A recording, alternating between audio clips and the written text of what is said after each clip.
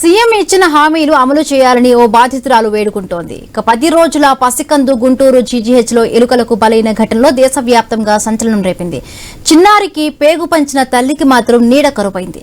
అప్పట్లో ప్రభుత్వం ఇచ్చిన హామీలు అమలు చేయాలని సుమారు 10 ఏళ్లుగా తిరుగుతున్నా ఫలితం లేదని బాధితురాలు ఆవేదన వ్యక్తం చేసింది. 2015 ఆగస్టు 17న విజయవాడ ప్రభుత్వ హాస్పిటల్లో మగబిడ్డకు జన్మనిచ్చింది. శిశువుకు శస్త్రచికిత్స అవసరం కావడంతో గుంటూరు జీజీహెచ్కు తరలించారు. ఆగస్టు 23న శస్త్రచికిత్స అనంతరం పసికందును ఐసీయూలో ఉంచారు. 25న రాత్రి చిన్నారిని ఎలుకలు కొరికి చంపేశాయి. అయితే ఇప్పుడు వారి పరిస్థితి ఏంటి, ఇచ్చిన హామీలు ఎంతవరకు నెరవేర్చారు అనేది మా విజయవాడ ప్రతినిధి యాకూబ్ మరింత సమాచారం అందిస్తారు. 2015లో జరిగిన ఘటన పూర్తిగా ఒక రాష్ట్రంలోనే కాకుండా దేశవ్యాప్తంగా ఒక సంచలనంగా మారింది. అదే గుంటూరు జీజీహెచ్లో ఒక బాలుడిని ఎలుకలు కొరికి చనిపోవటం ఘటన. అయితే ప్రస్తుతం 2015 నుండి ఇప్పటి వరకు దానికి సంబంధించిన అప్పుడున్న ప్రభుత్వం సుమారుగా ఆ బాలుడి కుటుంబానికి నష్టపరిహారం అందించే ప్రయత్నంలో భాగంగా చంద్రబాబు ఒక హామీ ఇవ్వడం జరిగింది. ఆ హామీ ఎంతవరకు నెరవేరింది ఏంటి అనేది కూడా తెలుసుకునే ప్రయత్నం చేద్దాం. మనతో పాటు ఆవిడ లక్ష్మి గారు మనతో పాటు ఉన్నారు. మేడం చెప్పండి, 2015లో అసలు డెలివరీ టైం తర్వాత ఏం జరిగింది, అప్పుడున్న పరిస్థితులు ఏమి? గుంటూరు గవర్నమెంట్ హాస్పిటల్లో, విజయవాడ గవర్నమెంట్ హాస్పిటల్లో ఆగస్టు 17వ తారీఖు నేను డెలివరీ అయ్యానండి. బాబు బొడ్లోంచి పేస వస్తుందని చెప్పి గుంటూరు గవర్నమెంట్ హాస్పిటల్ డాక్టర్లు బాగా చూస్తారమ్మా, అక్కడికి తీసుకెళ్ళండి అని మా ఆయనకి మా అత్తయ్య గారికి చెప్తే వాళ్ళు అక్కడికి తీసుకెళ్ళినాక అమ్మ బాబు పేస వస్తుంది కదా, మేము చేస్తామని చెప్పి రక్తం ఇవన్నీ పరీక్షలు చేసి అన్నీ చెందినాక ఆపరేషన్ పడిద్ది పిల్లోడికన, ఆపరేషన్ పడిద్ది అని చెప్పి బుధవారం 17వ తారీఖు సోమవారం నైట్ తీసుకెళ్లారు. బుధవారం లైన్లో ఉంచారు హాస్పిటల్లోను. ఆపరేషన్కి అని చెప్పి తీసుకెళ్లిన బాబును కూడా మళ్ళీ రిటర్న్ వెనక్కి పంపించేసి 20వ తారీఖు నాడు ఆపరేషన్ చేశారు. గురువారం నాడు ఆపరేషన్ చేసి ఐసీలో పెట్టినాక పిల్లోడు మత్తులోంచి బయటికి రాలేదు, తల్లిని పిలిపించండి, ఆపరేషన్ అయితే సక్సెస్ అయ్యింది, అంత బాగుంది, తల్లిని పిలిపించండి. నేను శనివారం వెళ్ళాను 22వ తారీఖు నాడు. 22వ తారీఖు నాడు వెళ్ళినాక బాబు నుదుటి మీద ఇలా చెయ్యి కానీ బాబు కళ్ళు తెరిచాడు. అమ్మ సోస్ బాగానే తెలిసింది, ఇంకా బాగానే ఉంది, బాబుకి అంత సక్సెస్ అయ్యింది, మీరు రేషన్ కార్డు తెచ్చుకోండి, డిశ్చార్జ్ చేస్తాము ఒక 4 రోజుల్లోనే.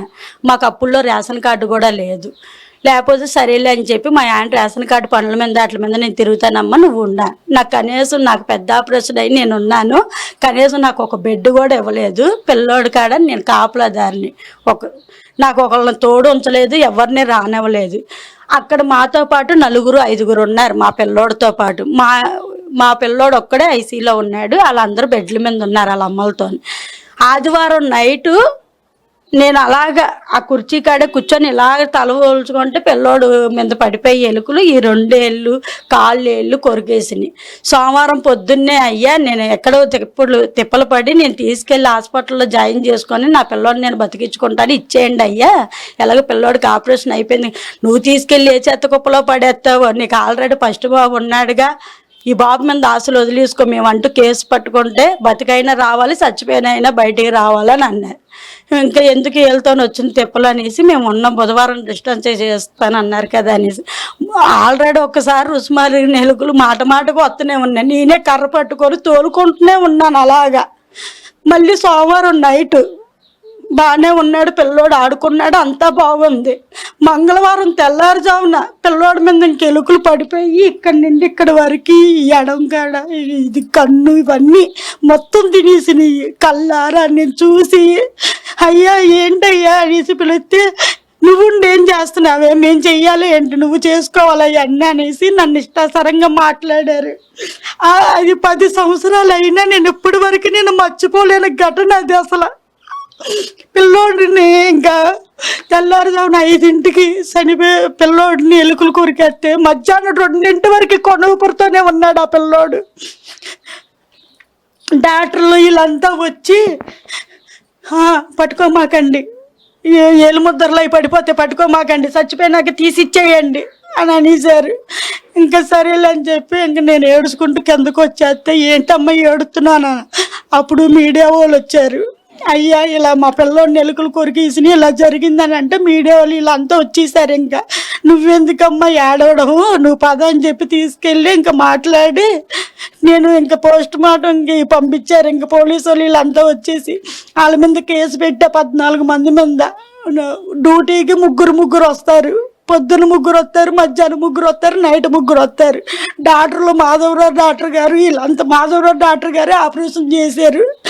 వీళ్ళు 14 మంది మీద నేను కేసు పెట్టాను. ఆ రోజు కేసు పెడితే అమ్మ హాస్పిటల్లో అల్లరై ఏం చేయక 400 మంది పేషెంట్ ఉన్నారు, మేము యాక్షన్ తీసుకుంటాం, వాళ్ళందరినీ సస్పెండ్ చేస్తాము, నీకు న్యాయం జరిగిద్ది అని చెప్పి కలెక్టర్లు మంత్రులు వీళ్ళంతా వచ్చి మాతో మాట్లాడారు. పోస్ట్ మార్టానికి పంపించారు పిల్లోడిని. 2వ రోజు మమ్మల్ని హాస్పిటల్ కాడికి పిలిచి అమ్మ నువ్వు తీర్చలేని ఘటన ఇది, సీఎం గారు చూస్తే ఊర్లో లేరు, రాగానే మీకు అందజేస్తామని చెప్పి మాకు 5 లక్షలు చెక్ అప్పటికప్పుడు కొంగును పెట్టారు. 10 లక్షలు నష్టపోయారు. ఉద్యోగం ఇల్లు ఇస్తామన్నారు. ఇంతవరకు అయితే మాకు ఎలాంటి న్యాయం జరగల. ఆఫీసుల చుట్టూ కోర్టుల చుట్టూ తిరుగుతూనే ఉన్నాను తప్ప నాకైతే న్యాయం జరగలేదయ్యా.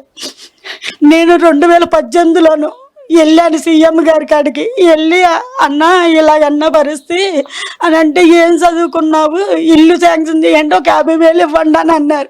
చదువు లేకపోయినా ఆ రోజు చెప్పారు కదయ్యా, మాకు మాట ఇచ్చారుగా ఉద్యోగం ఇల్లు నష్టపరిహారం ఇస్తామని. 2018 వెళ్ళి కలిస్తే ఒక 50,000 నాకు పంపించారు చెక్ రూపంలో మా ఇంటికి. ఆ తర్వాత మా ఇల్లు గురించి తెలియలేదు. ఆన్లైన్లోనైతే పేరు వచ్చింది, ఇల్లు అయితే నా చేతికి రాలేదు. ఏంటనేసి మళ్ళీ వెళ్ళాను 2019లో. 2019లో వెళ్తే అమ్మ సీఎం గారు లేరు, లోకేష్ గారి కాడికి వెళ్ళండి అని అన్నారు. అక్కడికి వెళ్తే ఇది బొంత అర్జునరావు గారు నాకు ఇల్లు శాంక్షన్ చేశారు, ఈ అమ్మాయికి ఇల్లు చూసి ఇవ్వండి అనేసి ఈ లెటర్ ఇచ్చారు. ఈ లెటర్ పట్టుకొని వెళ్తే మేమేమో కిష్లాంక్లో ఉంటున్నాం, 1 టౌన్ అడ్రస్ ఉంది.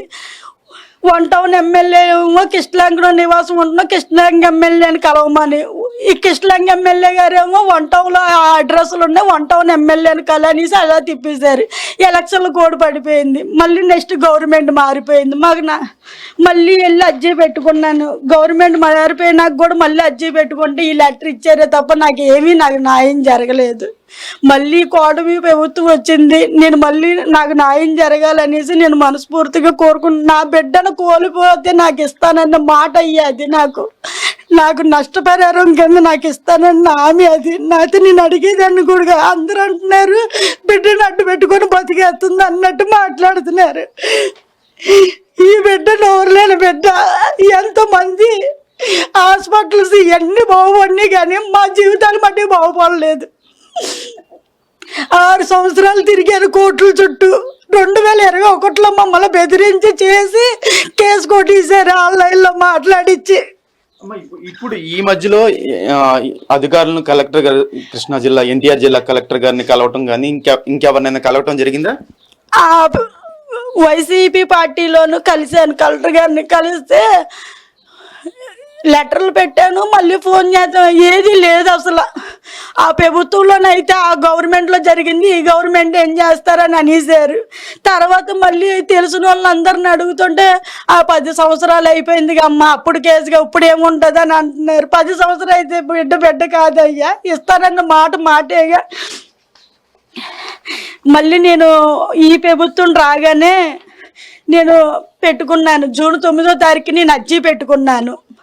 అర్జీ పెట్టుకుంటే ఈ అమ్మాయికి టిక్క ఇల్లు చూసి ఇవ్వండి అని చెప్పి రాశారు. రాస్తేనేమో మున్సిపల్ ఆఫీస్ వాళ్ళు 11వ తారీఖు నన్ను పిలిచి నువ్వు మళ్ళీ అప్లై చేసుకో, డబ్బులు కట్టిన వాళ్ళకి టిక్కో ఇల్లులు నీ బిడ్డ చచ్చిపోతే ఇచ్చేస్తారు ఏంటి, మళ్ళీ ఆన్లైన్లో అప్లై చేసుకోనని. నేను ఇంకా అత్తగాను అప్లై చేసుకుంటూ ఉండాలి తప్ప నాకు న్యాయం అయితే జరగలేదు. నాకు న్యాయం చేయించాలనేసి మనస్ఫూర్తిగా నేను సీఎం గారిని, లోకేష్ గారిని, వీళ్ళందరినీ కోరుకుంటున్నాను, పవన్ కళ్యాణ్ అన్న గారిని. మనం విజువల్ లో కూడా చూపించే ప్రయత్నం చేద్దాం. 2 పిల్లలు ప్రస్తుతం, ఒక బాబు ఏమో సెవెంత్ క్లాస్, మరో బాబు 5th క్లాస్ కూడా చదువుతున్నట్టుగా ఇప్పుడు మనకు తెలిసింది. అయితే వాళ్ళిద్దరిని కూడా 4th క్లాస్ చదువుతున్నట్టుగా తెలిసింది. అయితే వాళ్ళు ఇప్పుడు ఏ స్కూల్లో చదువుతున్నారు ఏంటి అని గవర్నమెంట్ స్కూల్లోనే అయ్యా. స్కూల్ పేరు చెప్పమ్మా, నాకు నోరు తిరగదు సార్. SVR elementary school. ఇప్పుడు ప్రస్తుతం మీ డిమాండ్ ఏంటి? మాకు ఇల్లు, ఉద్యోగం, మాకు సాయం చేస్తే చాలయ్యా. మా ఆయనకి కాలు మోకాళ్ళు రక్తం గట్టే కాలు వంగదు ఆయనకి. బడ్డీ కొట్టు మీదే మేము నడవాలి చెయ్యాలి. ఆయనకంటూ చిన్న ఉద్యోగం అనేది చూపించి మాకు ఉండడానికి ఇల్లు ఇస్తే చాలు. పిల్లోడికి ఇస్తానని హామీ నిలబెట్టుకుంటే చాలయ్యా. మాకు అదే కోరుకుంటున్నాం మేము.